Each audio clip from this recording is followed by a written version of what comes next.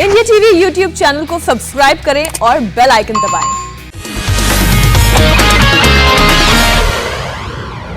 एक महत्वपूर्ण कदम बढ़ा रहे हैं। ये नया डिफेंस ऑफिस कॉम्प्लेक्स हमारी सेनाओं के कामकाज को अधिक सुविधाजनक, अधिक प्रभावी बनाने के प्रयासों को और सशक्त करने वाला है। इन नई सुविधाओं के लिए डिफेंस से जुड़े सभी साथियों को मैं बहुत बहुत बधाई देता हूं। साथियों, आप सभी परिचित हैं कि अभी तक डिफेंस से जुड़ा हमारा कामकाज दूसरे विश्व युद्ध के दौरान बनाए गए हटबैंड से ही चल रहा था। ऐसे हटबैंड्स जिनको उस समय घोड़ों के अस्तबल और बैरकों से संबंधित जरूरतों के अनुसार बनाया गया था। आजादी के बाद के दशकों में इनको रक्षा मंत्रालय, थल सेना, नौसेना और वायुसेना के दफ्तरों के रूप में विकसित करने के लिए समय समय पर हल्की फुल्की मरम्मत हो जाती थी। कोई ऊपर के अधिकारी आने वाले तो थोड़ा पेंटिंग हो जाता था और ऐसे ही चलता रहा। इसकी जब बारीकियों के मैंने देखा तो मेरे मन में पहला विचार यह आया कि ऐसी बुरी अवस्था में हमारे इतने प्रमुख सेना के लोग देश की रक्षा के लिए काम करते हैं, इसकी इस हालत के संबंध में हमारे दिल्ली के मीडिया ने कभी क्यों लिखा क्यों नहीं, ये मेरे मन में होता था। वरना ये ऐसी जगह थी कि जरूर कोई इनको आलोचना करता कि भारत सरकार क्या कर रही है, लेकिन पता नहीं किसी ने इस पर ध्यान नहीं दिया। इन हटबैंड्स में आने वाली परेशानियों को भी आप लोग भली भांति जानते हैं।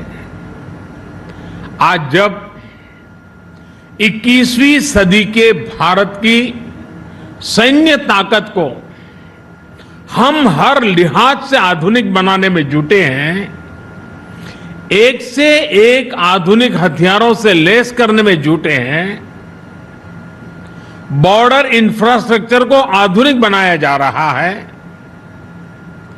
चीफ ऑफ डिफेंस स्टाफ के माध्यम से सेनाओं का कोऑर्डिनेशन बेहतर हो रहा है, सेना की जरूरत की प्रोक्योरमेंट जो सालों साल चलती थी वो तेज हुई है, तब देश की रक्षा सुरक्षा से जुड़ा कामकाज दशकों पुराने हटबैंड से हो, ये कैसे संभव हो सकता है।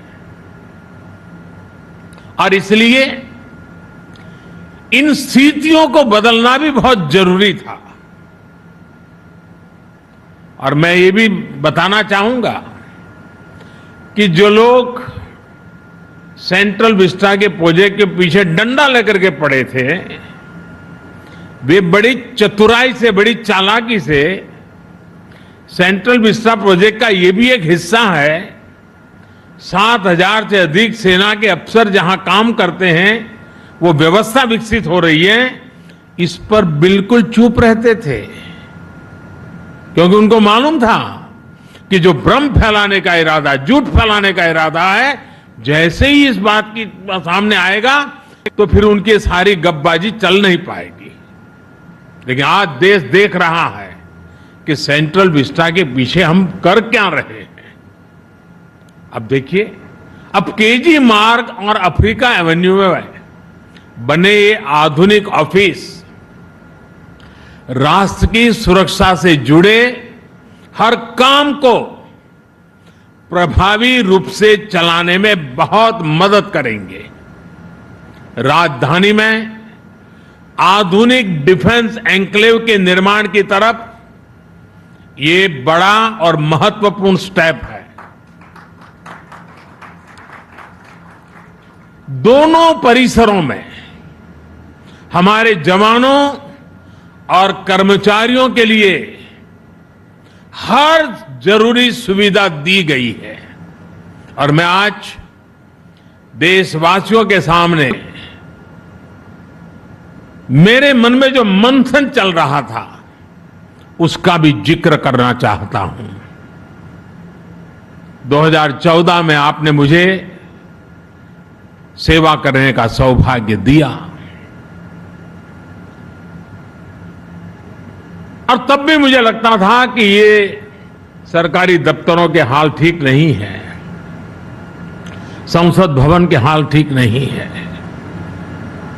और 2014 में आकर के ही मैं पहला ये काम कर सकता था, लेकिन मैंने वो रास्ता नहीं चुना।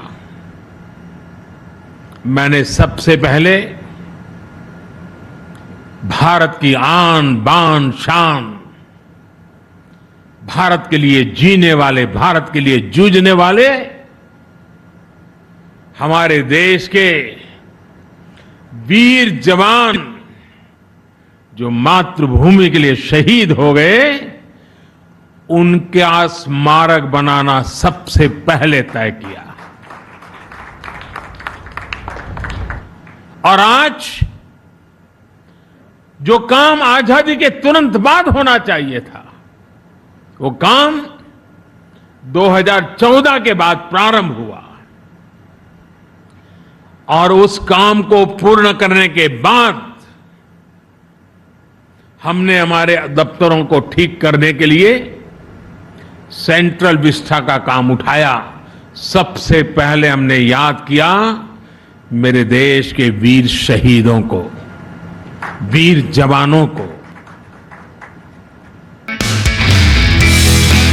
नमस्ते, मैं हूं मीनाक्षी जोशी। वीडियो और खबरों से अपडेट रहने के लिए India TV YouTube channel subscribe करें, बेल आइकन दबाना ना भूलें। जुड़े रहें इंडिया टीवी के साथ।